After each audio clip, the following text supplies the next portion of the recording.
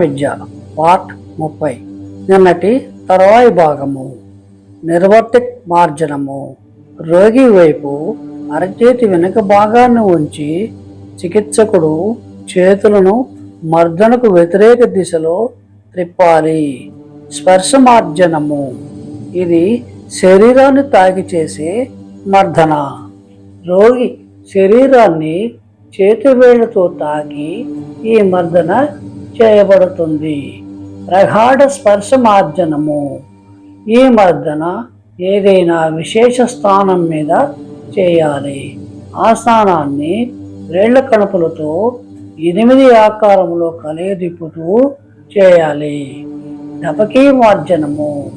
ముఖ్య స్థానములో కేవలం తర్జనీ వేలుతో లేక మ్రజ్జలు వేలుతో కొడుతూ చేయాలి.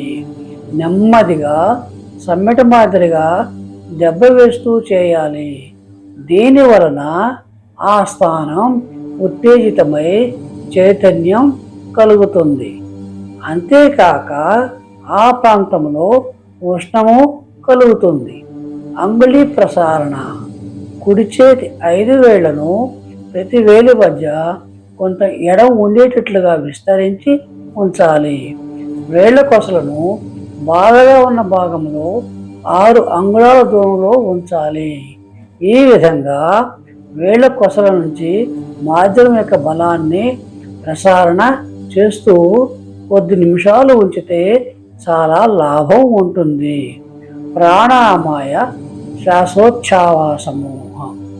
విజ్ఞాన శాస్త్రము చెప్పేదాన్ని బట్టి ప్రకృతిలో అత్యంత సూక్ష్మమైన పరమాణువు క్రమ పద్ధతిలో కంపిస్తూ ఉంటుంది. ఈ కంపనల ప్రక్రియ తాళబద్ధంగా ఉంటుంది. విశ్వము యొక్క సమస్త సంచాలనకు మూలము ఈ తాళమే. ఎగురుతూ సంచరిస్తూ ఉండేవి, క్షణం కూడా స్థిరంగా ఉండలేనివి ఈ తాళం యొక్క కంపనల ప్రభావం చేత ఈ పరమాణువుల ప్రకృతి యొక్క క్రీడాక్షేత్రంలో గాలి బుడగల మాదిరి పుట్టి నశించిపోతూ ఉంటాయి. ఒక నియమం ప్రకారము మాటిమాటికి పునరుక్తి చేయటాన్ని తాళము అంటారు. సముద్రంలో అలలు లేవటము, గ్రహాల గమనము, రేయంబవుళ్ళు, ఉచ్ఛ్వాస నిశ్వాసలు, హృదయ స్పందనలు, రక్త ప్రసరణ ఇవన్నీ తాళ రూపాలే.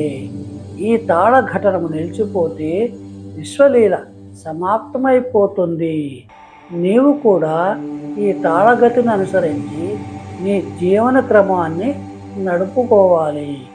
ఈ తాళశక్తిని ఉపయోగించుకోగలిగితే దాని ద్వారా చాలా పనులు చేయగలము. ఈ కారణం చేతనే యోగులు ప్రాణాయామానికి విశిష్ట స్థానాన్ని ఇచ్చారు.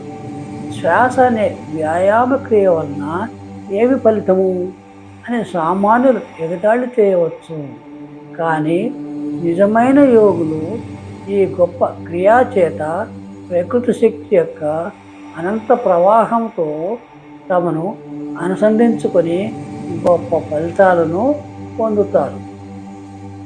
ఈ విశ్వంలో అసంఖ్యాకమైన తాళధ్వనులు వ్యాపించి ఉన్నాయి. వాటి శక్తుల పరిధి మరియు భావనలు రకరకాలుగా ఉన్నాయి. నీ హృదయ స్పందన తాళము నీకెంతో ఉపయుక్తము. ఎందుకంటే ఆ ధ్వని గతులకు నీ సమస్త శరీరము ప్రతిస్పందిస్తూ ఉంటుంది. అంతేగాక తేలికగా దాని ఫలితాలను పొందగలము. నీ కుడి చేతి నాడి మీద ఎడమ చేతి తర్జని అనగా చూపుడు వేలుల మధ్య అనామిక ఉంగరపు వేలులను ఉంచి వైద్యుడు గమనించే విధంగా నాడిని పరీక్షించు. నాడి ఏ విధంగా కొట్టుకుంటున్నదో శ్రద్ధగా గమనించి ఎన్నిసార్లు కొట్టుకుంటున్నదో లెక్క పెట్టు. శబ్దము మాటిమాటికి ఒక క్రియా పద్ధతిలో తాళం వేసినట్లు ధ్వని ఉత్పన్నమవటాన్ని గమనించవచ్చు. ఏదైనా ఒక శబ్దాన్ని ఉదాహరణకు నా మాటిమాటికి పలికితే ఒక శబ్దబంధం ఏర్పడుతుంది. అదే శబ్దాన్ని ఒక క్రమంలో చాలాసార్లు ఉచ్చరిస్తే ఒక పాటలాగా వినిపిస్తుంది. ఇదే విధంగా నాడి విషయంలో కూడా జరుగుతుంది. చేతి వేళ్లను నాడి మీద ఉంచి శ్రద్ధగా ఆలకిస్తే ఆ శబ్దము మాలగా ఏర్పడి తాళయుక్తంగా మన లోపల ఉత్పన్నమవటాన్ని గమనించవచ్చు. సాధారణంగా మనిషి 6 సార్లు నాడి కొట్టుకునే సమయంలో ఒక పాస్ తీసుకుంటారు. అభ్యాసం ద్వారా ఈ సంఖ్యను పెంచుకోవచ్చు. ఒక్కసారి శ్వాస తీసుకుని విడిచే సమయం, నాడి కొట్టుకునే సమయం సమానమయ్యే విధంగా అభ్యాసం చేయాల్సి ఉంటుంది. శ్వాస తీసుకొని వదిలేందుకు పట్టే సమయంలో ఆ తరువాత ఉండే ఖాళీ పొట్ట సగం ఉండాలి.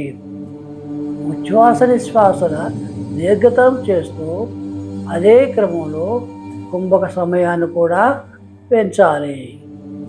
సశేషం.